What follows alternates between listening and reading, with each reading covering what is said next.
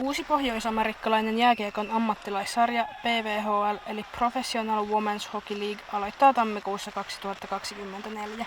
Varaustilaisuus järjestettiin 19.9. ja Minttu Tuominen varattiin 14. kierroksen viimeisellä vuorolla Minnesotaan.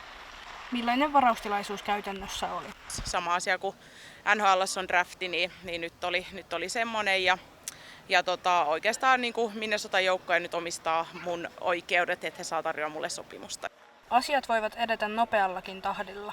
No tässä itse asiassa tällä viikolla ihan voi tulla jo sieltä sopimustarjousta ja sitten mulla on agentti, joka sitten neuvottelee mun puolesta onneksi siinä ja sitten katsotaan minkälaiseen yhteisymmärrykseen päädytään. 33-vuotias Minttu Tuominen on yksi vanhimmista pelaajista, joka varattiin PWHL:ään.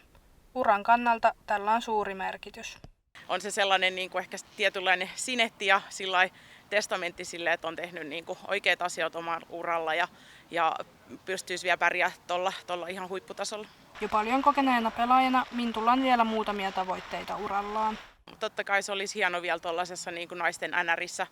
Vihdoinkin sellainen on saatu niin polkastua käyntiin, niin siellä pelata. No onhan se ihan huikea hieno juttu suomalaispelaaja sinne ja etenkin espoolaistaustainen pelaaja. Päävalmentaja on onnellinen Mintun puolesta, vaikka iso pala kiekko Espoon naisten liigajoukkueesta pois lähteekin, jos Minttu siirtyy Minnesotaan pelaamaan. Hyviä pelaajia on ja niiden pitää päästä eteenpäin. Ja mä uskon, että se antaa myös joukkueelle virtaa taas harjoitteluun, että nähdään, että täältä pääsee myös maailmalle. No siis ensinnäkin hän on ihan huikea joukkuepelaaja, että se sydän ja sielu, mikä hänellä tälle lajille on, niin se on ehkä kaikista isointa. Ja huikea luistelee, hyvä kiekon käsittelytaito, ylivoimalla ihan huikea kyky lukea peliä sieltä viivasta.